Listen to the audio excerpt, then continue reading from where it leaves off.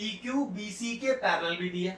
तो हमेशा याद रखना, अगर किसी ट्राइंगल में दो साइड आपस में पैरेलल दी हो तो दो काम 10th क्लास के सिमिलर ट्राइंगल में आप कर सकते हो। या तो गारंटी है कि उसमें बीपीटी लगेगा या फिर ट्राइंगल सिमिलर हो जाएंगे। तीसरी चीज हमारे कोर्स में ही नहीं है। हेलो फ्रेंड्स, आज हम टॉपिक डिस्कस करें क्लास 10 से और जो चैप्टर लिया है वो है सिमिलर ट्राइंगल। बहुत ही बेहतरीन क्वेश्चन लिखा है, ध्यान से देखते हैं। क्वेश्चन में कुछ ट्विस्ट एंड टर्न्स हैं, उस ट्विस्ट एंड टर्न्स को प्रॉपर्ली समझाता हूं, फिर देखो आपको क्वेश्चन समझ में आता है या नहीं। इन ट्राइंगल एबीसी दिया हुआ है, P and Q are the points on the side AB and AC। AB side पर P दिया है और AC साइड पर Q दिया है। एंड PQ पैरेलल BC और PQ BC के पैरेलल भी दिए। PQ BC के पैरेलल भी दिए। तो हमेशा याद रखना, अगर किसी ट्राइंगल में दो साइड आपस में पैरेलल दी हो तो दो काम 10th क्लास के सिमिलर ट्राइंगल में आप कर सकते हो। या तो गारंटी है कि उसमें बीपीटी लगेगा या फिर ट्राइंगल सिमिलर हो जाएंगे। तीसरी चीज हमारे कोर्स में ही नहीं है। तो देख के चलेंगे क्या हमें बीपीटी लगा के फायदा है या हमें सिमिलैरिटी करके फायदा है। लगना कोई एक ही पार्ट होगा, चलिए देखेंगे। फिर कहता है कि proof median drawn on BC. अब बीसी पर कौन सा मीडियन है? एडी। Also bisect PQ. कहने का मतलब है ये जो मीडियन एडी है बीसी पर, तो बीसी पर मीडियन है, ये तो कंफर्म है। मतलब बीडी सीडी के बराबर है, ये बात तो कंफर्म है। हमें ये प्रूफ करना है कि ये मीडियन एडी पीक्यू को भी बाइसेक्ट कर रहा है। मतलब हमें प्रूफ करना है पीई बराबर EQ। एक बात का ध्यान रखना कि अगर किसी ट्राइंगल में आप बीपीटी लगा रहे हो, बेसिक प्रोपोर्शनलिटी थ्योरम लगा रहे हो, तो वहां पर साइड बराबर कभी नहीं प्रूफ कर पाओगे।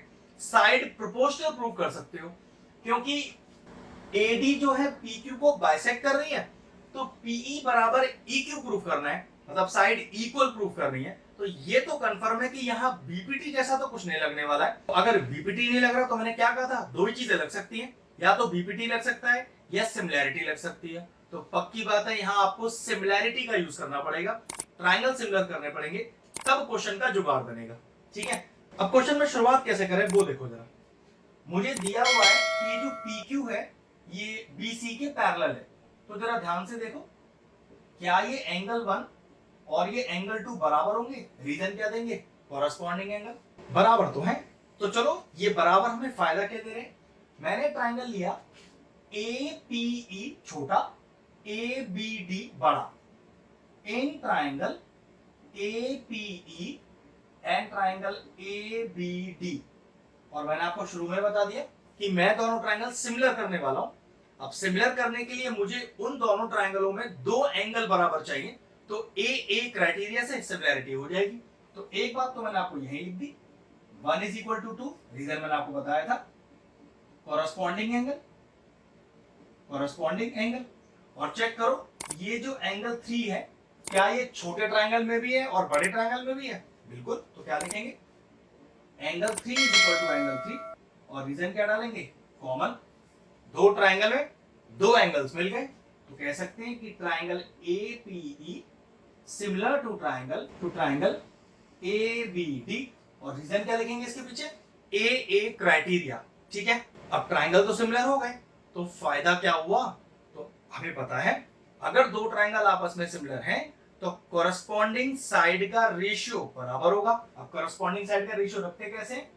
छोटे ट्राइंगल की साइड अपॉन बड़े ट्राइंगल की साइड। तो देखो छोटे ट्राइंगल की साइड है AP, तो बड़े ट्राइंगल की साइड क्या हो जाएगी? AB। उसी तरह से छोटे ट्राइंगल की साइड AE,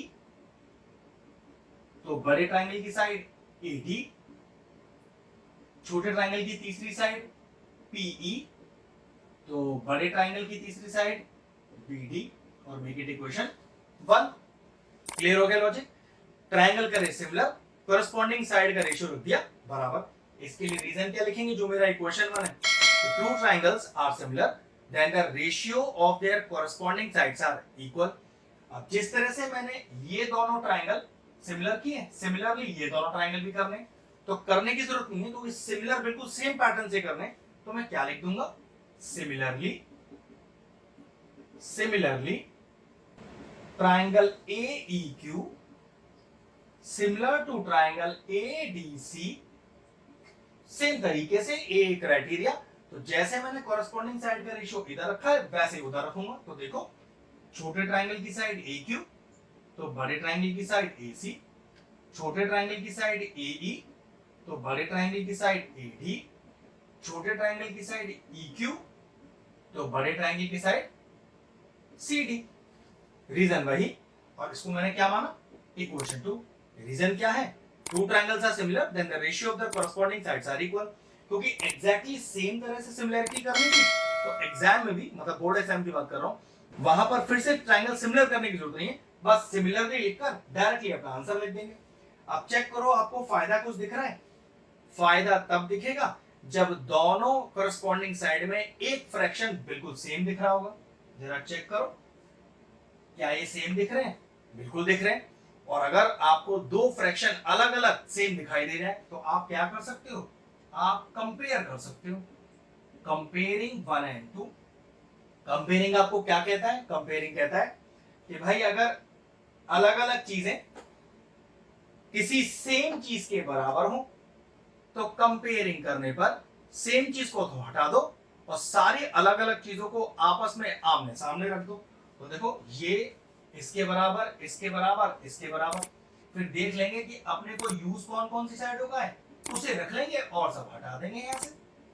तो फटाफट से इसे लिख लेते हैं। तो ये लीजिए, और last PE is equal to BD।